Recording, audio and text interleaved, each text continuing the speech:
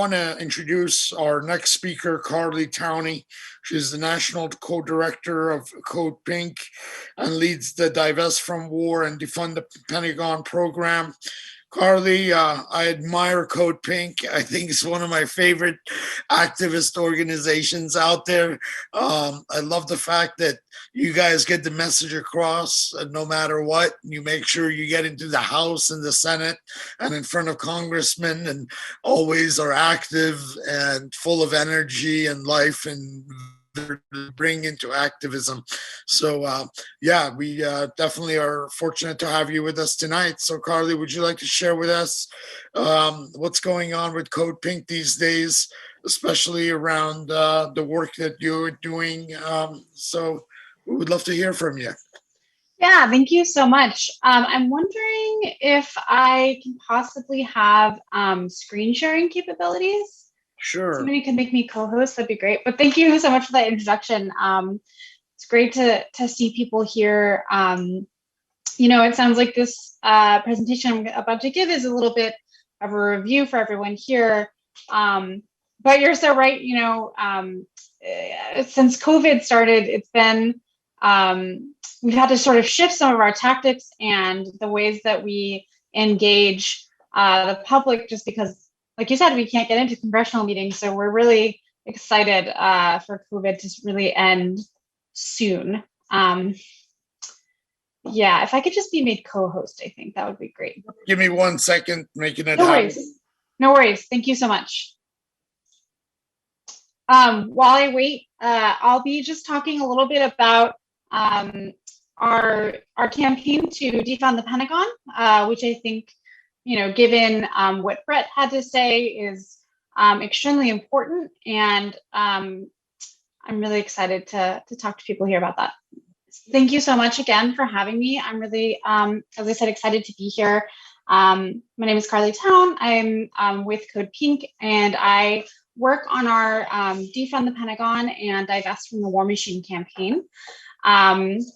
People know CODEPINK is a women-led feminist anti-war organization. This picture was taken in DC in 2019. So, hopefully soon we'll be able to be back in the streets together. So the campaign that I wanted to talk to people about today, as I said, was the Defund the Pentagon campaign at CODEPINK. And I think, it's always important to really contextualize our military spending within the rest of the world. So while these numbers are from 2019, it remains the same that the United States spends more than the next 10 countries combined on our military. And if you compare that to what we spend on the rest of our federal budget, you can see on federal discretionary spending, the military makes up more than half of the pie, right? So I think this really introduces for us and everyone here the stakes that are involved when we're talking about reducing Pentagon spending and investing in our communities. And this campaign really operates under a really simple principle, which is if we're going to end war, and that's one of our goals at CODEPINK, is we have to stop allowing companies to profit from war. I think Brett really got to that in his conversation, right? This connection between these companies and the war machine in Congress is incredibly important. So, something we have to kind of take a step back and understand is, how is it that war profiteers exert so much influence over our politicians? One thing we have to focus on is the fact that, weapons manufacturers and quote unquote defense contractors use their huge profits every year to fund the campaigns of politicians. Politicians then vote to extend existing wars, engage in new conflicts, find new enemies, and steadily increase the Pentagon budget every year. So this is a very cyclical process. Of course, this doesn't encompass the entirety of the way that the war machine captures our politicians and Washington, but it is an important dynamic that we're going to talk a little bit more about today. So, but also I want to take a step back and look again at the Pentagon budget. So in 2020, the Pentagon budget was $740 billion. And we saw how much that compares to the rest of our discretionary funding at the federal level. But something that's really important about that number is that half of that entire budget goes directly to private, quote unquote, defense contractors, including weapons companies like Raytheon, Northrop Grumman that have been mentioned. And I think something that's also important is this shift to the sort of commercialization of the Pentagon budget represents 164% increase in spending on private contractors since 2001, since the beginning of the so-called war on terror.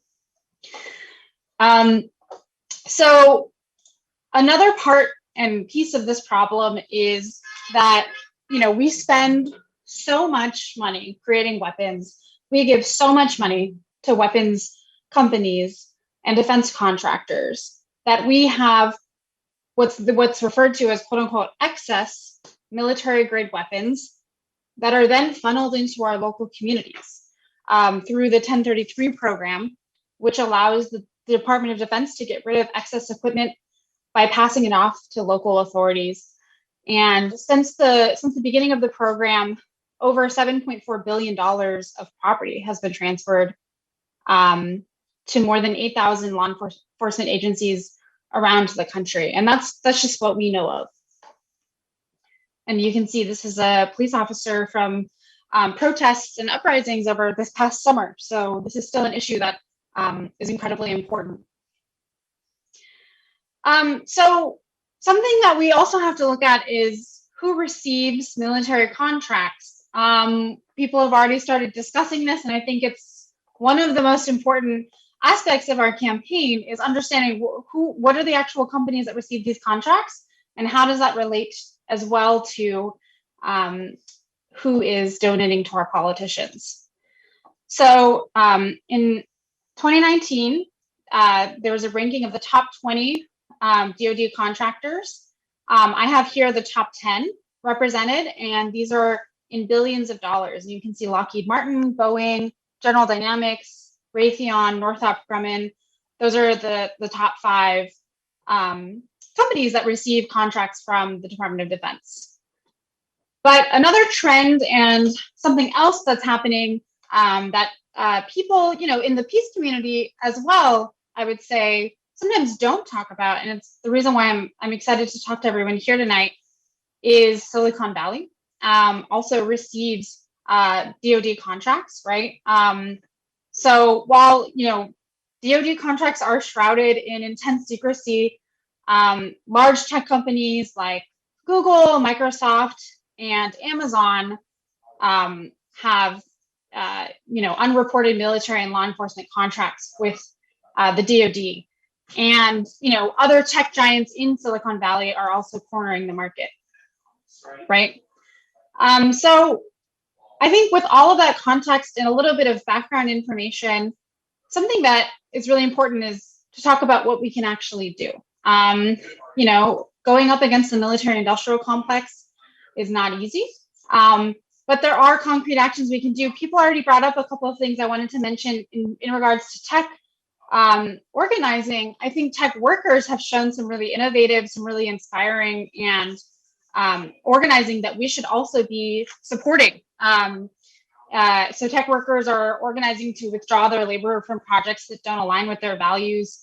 The Alphabet Workers Union, which was made up of workers from Google, had this in their statement of purpose. All aspects of our work should be transparent, including the freedom to decline work on projects that don't align with our values.